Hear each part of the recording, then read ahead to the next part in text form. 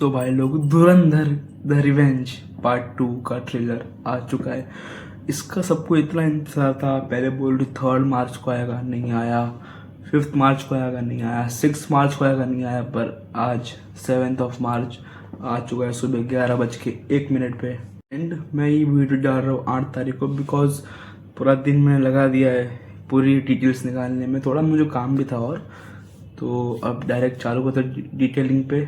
And जो video बहुत time बाद आ रही है उसके लिए आगे चल के बात करिए अपन कोई वीडियो में। पर अभी चालू करते हैं धुरंधर की डिटेल्स और स्टोरी गैस करने की ट्राई करेंगे अपन। वीडियो लंबी हो सकती है पर बने रहना, वीडियो में मज़ा आएगा।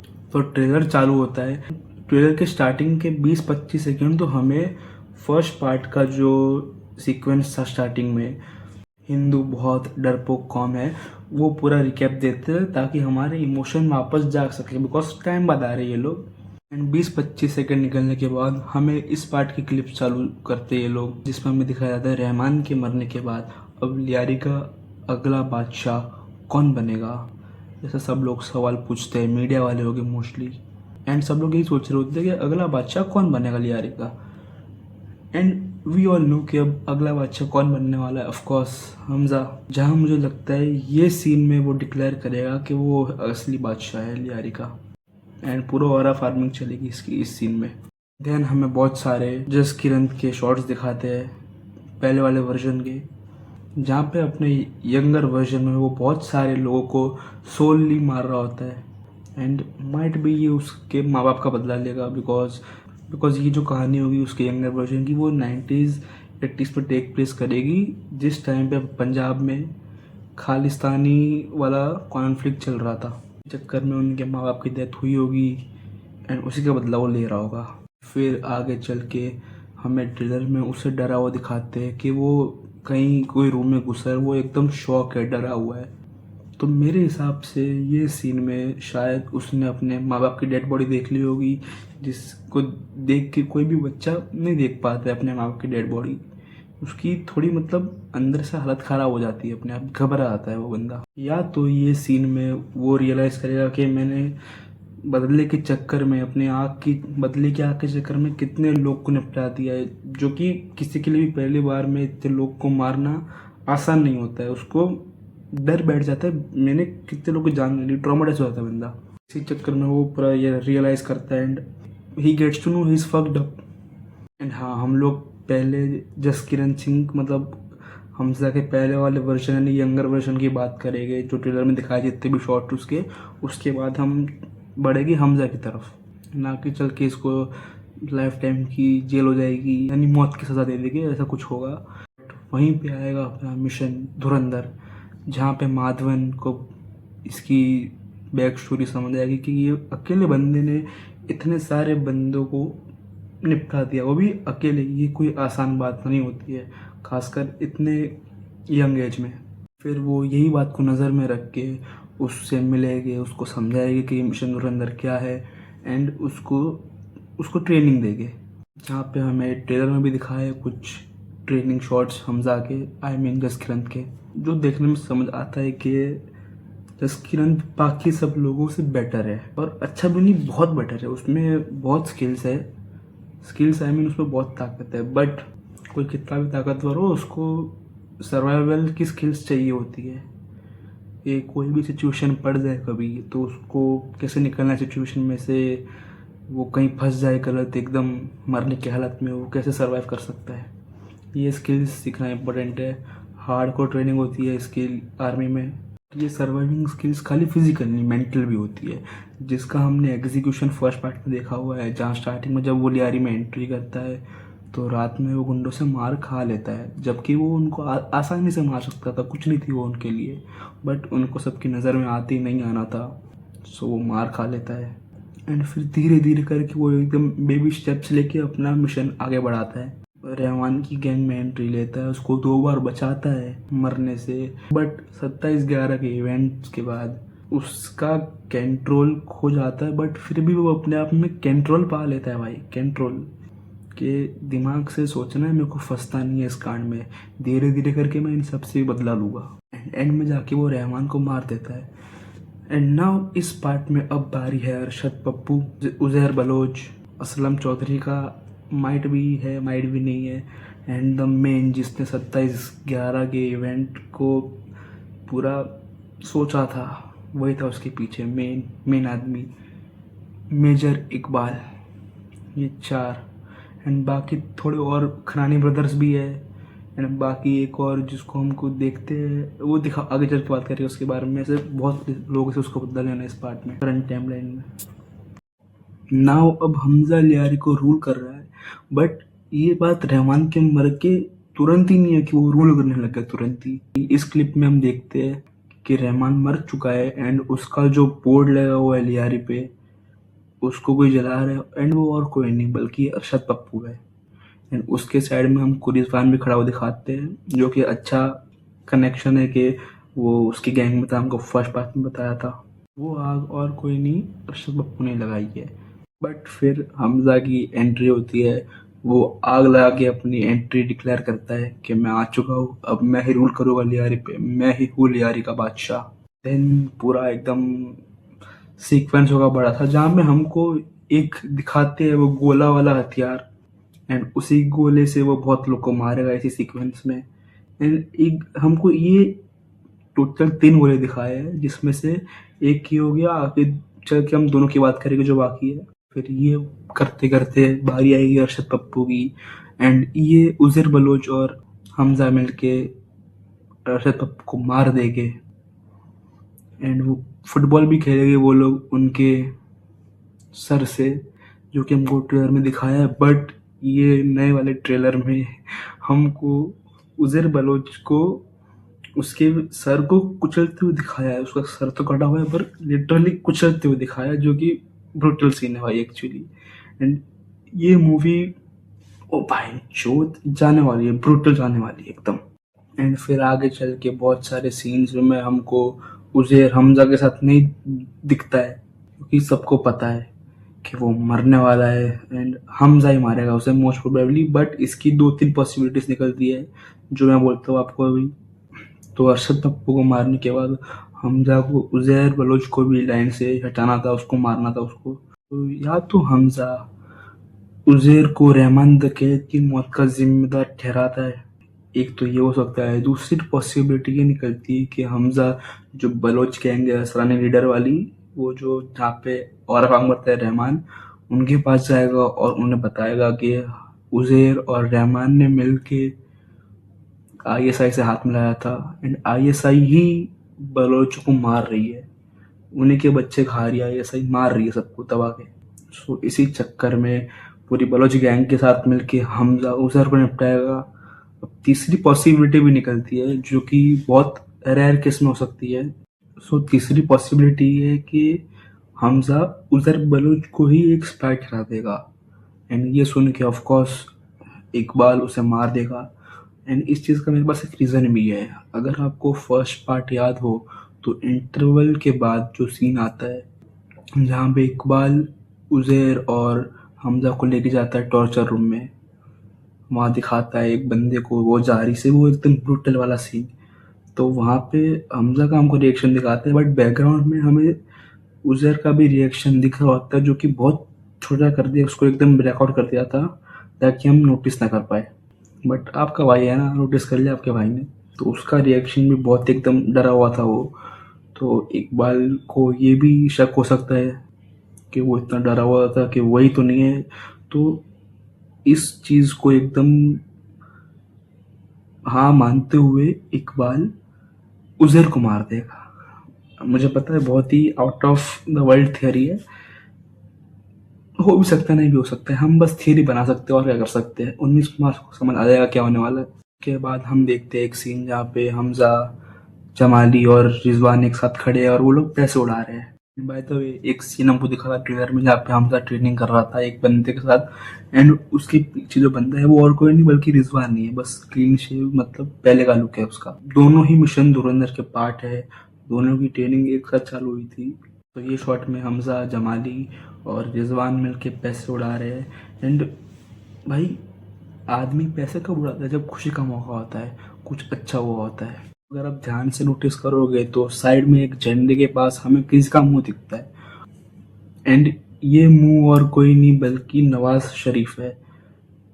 मेरे को इतना नॉलेज नहीं था बट मैंने फिर सर्च मारा गूगल पे, तो बता रहा हूँ मैं आपको कि ये नवाज शरीफ ने पाकिस्तान में 3 बार इलेक्शन जीते थे। पहले की 2 डेट्स तो मेरे को पता नहीं बट तीसरी डेट मुझे पता है जो कि है 2013। तो ये जो सीन आपको दिख रहा है ये 2013 का हो सकता है। अब अगर ये लोग डेट सही पकड़े तो ये सीन 2013 का ही है। इस चीज़ से हमें एक और चीज़ कंफर्म होती है कि जमाली ने अब अपनी पार्टी चेंज कर दी है।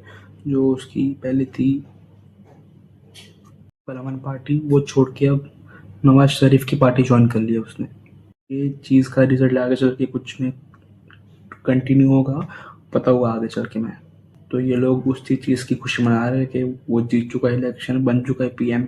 एंड फिर एंट्री होती है असलम चौधरी की, जिसका इस मूवी में रोल ज़्यादा हो सकता है बिकॉज लीक फुटेज आई थी कि रीशूट चल रहे हैं, उसमें असलम चौधरी बाबा की मतलब कुछ लीक्ड फोटोज आए थे। लेकिन हमें ट्रेलर में भी देखने मिल गया था वो एम्बुलेंस वाला शॉट। इसके अगले ही सीन में हमें दिखाते हैं कि एसपी भी अब लियारी में तबाही मचा रहा है एंड ये मोस्ट प्रोबेबली एक ऑपरेशन को वर्कआउट कर रहा है जो कि ऑपरेशन लियारी हो सकता है। ये चीज़ रियल लाइफ में हुई थी। ऑपरेशन लियारी असलम चौधरी ने करा था, जिसमें उसने लियारी के सारे गैंगस्टर को वाइप आउट करने का डिसीजन लिया था, जो कि वो करता भी है, एक एक करके सबको साफ कर देता है। एंड मूवी में मुझे लगता है हमजा और चौधरी एक साथ मिलके पूरी लियारी के क्रिमिनल्स को साफ कर देंगे। इसका रीज़न भी है मेरे पास, क्योंकि ये एक पर्टिकुलर शॉट में हमें दिखाते हैं असलम चौधरी के टास्क फोर्स के बंदे और हमजा के बलोच गैंग वाले कुछ लोग भी हमें दिख रहे एक साथ किसी और पे वार करते हुए।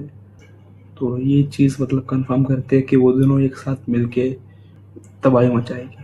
तो अब तक अरशद पप्पू मर गया, उज़ैर बलोच भी ख़त्म हो गया, छोटी मोटी गैंग्स के लीडर्स भी ख़त्म हो गए एंड अब बारी है मेन विलन यानी मेजर इकबाल की।